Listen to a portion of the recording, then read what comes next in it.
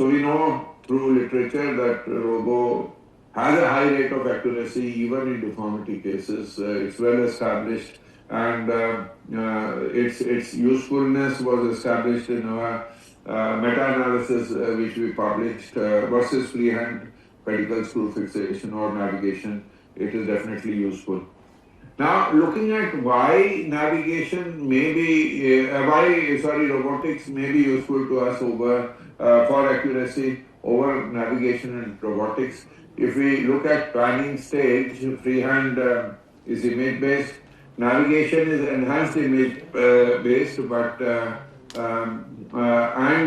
for robotics we use artificial intelligence for the construct planning, and it can take place in true lateral and axial orientation, and can be taken to execution with robotic precision and control.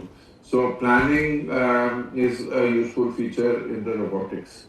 When it comes to registration, freehand it's not applicable, but in navigation it's a feature-based registration where registration errors can come in. There can be registration challenges if disk work is performed before intra-op imaging. Whereas in robotics, the registration is automatic point-by-point mapping based on grayscale characteristics of the image, which the system understands. The spine anatomy is segmented and registered vertebra by vertebra automatically, and change in disc height may not affect the registration as registration is done level by level. Now, when it comes to execution in freehand, it is based on direct visualization, knowledge of the anatomy, experience and tactile feeling. There is less control and variable outcomes. When it comes to navigation also, though it's based on virtual navigation visualization, it's a partial freehand technique. And when it comes to robotics, it's based on robotic guidance combined with navigation visualization, fully robotic arm guided, highly predictable and with superior outcomes. So, other than accuracy, we know that robotics may reduce the radiation exposure both to the patient and the surgeon substantially. To the patient, there are reports of reduction of radiation by 50% over navigation and by 74% over the image guidance techniques.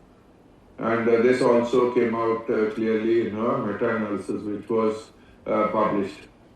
Now, intra-op screw revision and revision surgeries for screw malposition are also less in robotic surgery as compared to freehand or navigation. And so we have enough evidence that there are fewer complications and revisions with robotic guidance MIS as compared to navigation or freehand.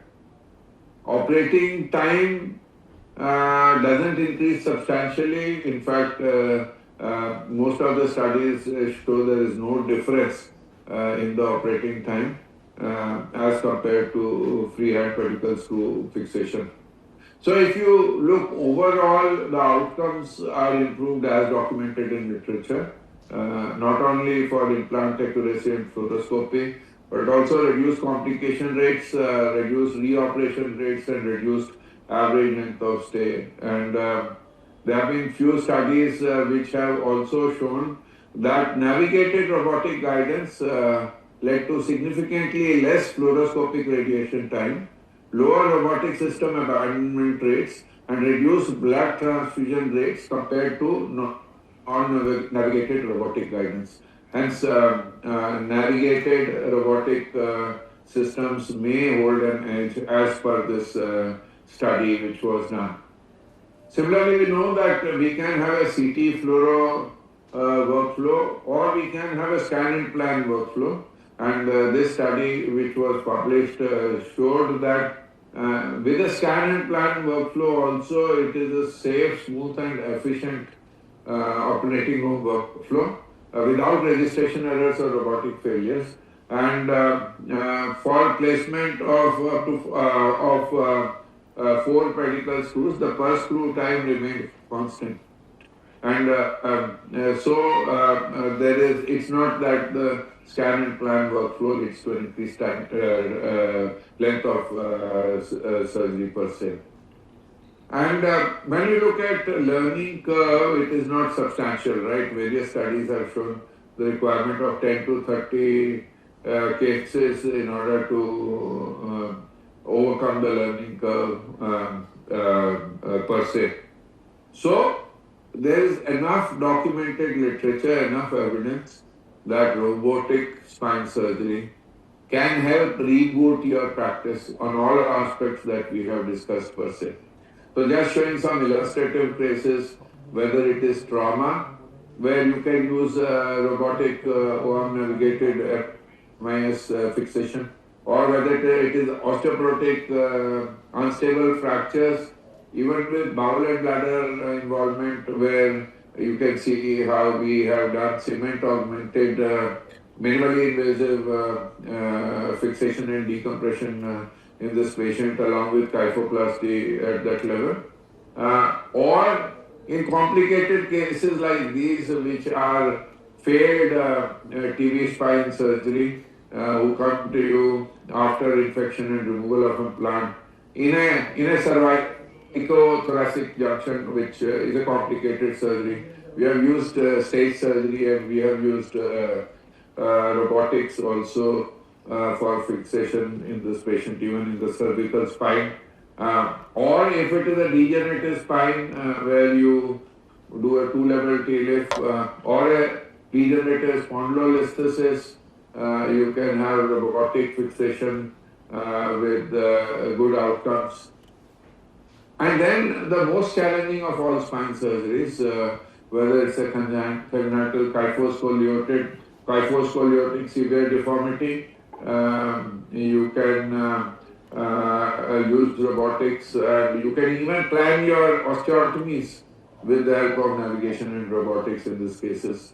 Or a post-tubercular cervicothoracic kyphotic deformity with thoracic myelopathy.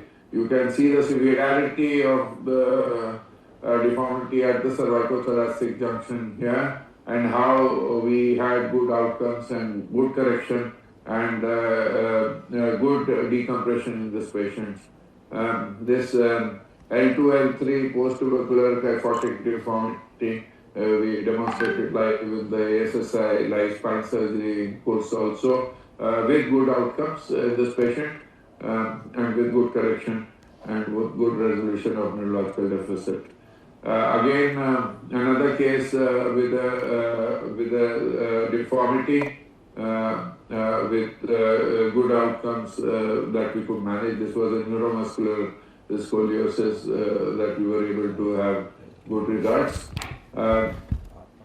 Another deformity case, so we have a fairly large series of deformity cases with robotics and having a good outcome.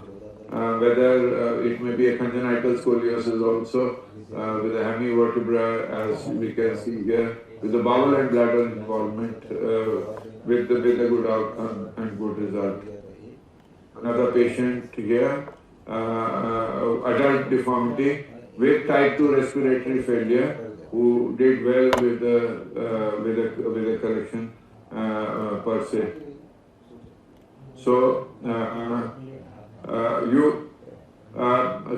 this was an instrumented failed surgery where we have again done implant removal and correction of the deformity with a good result. So if you look at what has led to the progress of spine robotics, it's artificial intelligence. And as more data gets collected, we are going to have more progress in the field of robotics.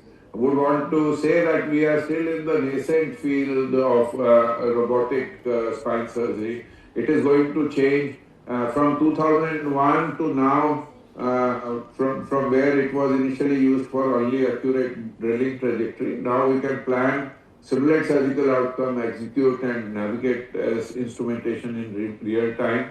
And navigation has helped substantially with the robotic spine surgery, because you can have advanced simulation with the XLine software.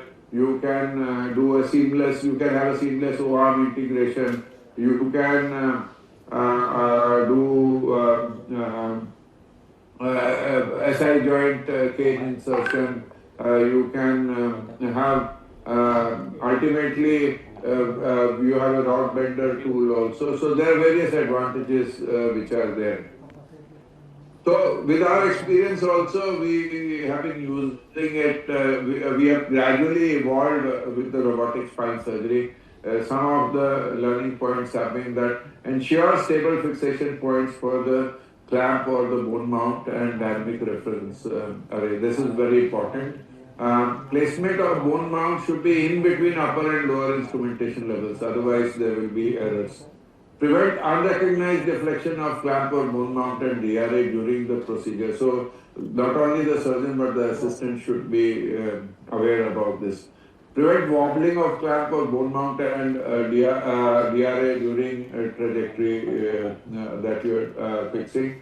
And preferably use motorized surgical equipment screw insertion after making all trajectories. And ventilation associated excursion of thoracic spine. You should do acquisition of images either in non-mechanical ventilation mode or reduction in tidal volume. So you should be aware of the various alerts which are there, which will help you in reducing the chances of skiving. And as I mentioned, you can, with a motorized drill, you can reduce this substantially. There's a lot to come, but with robotic surgery, among some of them would be automatic planning. You should be able to use MRI rather than a CT scan for the planning, which should help further in reduction of radiation. Construct execution, rod bending features should be available, and all the OR equipment should get integrated with the robotics per se. So friends, the take-home message would be that robotic-assisted spine surgery, as per current evidence, is more accurate, efficient and safer for pedicle screw instrumentation and spine surgery compared to traditional fluoroscopic-assisted freehand or navigated approaches. Literature has also proven that there is no significant learning curve. However, we agree that level 1 evidence is required to increase the statistical power of these conclusions and defining future applications, limitations and area of improvement. With evolving technology, future generations of robots have immense potential to improve spine surgery for both patients and providers alike. Friends, what we witness today may be the building steps to the definition of robotic spine surgery in the future. As I said, it's just in the nascent and evolving stages. For the best use of technology, however, the surgeon and robo both need to understand each other interchangeably. So if one has not started, let's do that before it is too late. Let's reboot your practice with the robo now. That is what my suggestion to all of you would be. It has a great potential, and we should be able to tap the potential subsequently as it evolves further.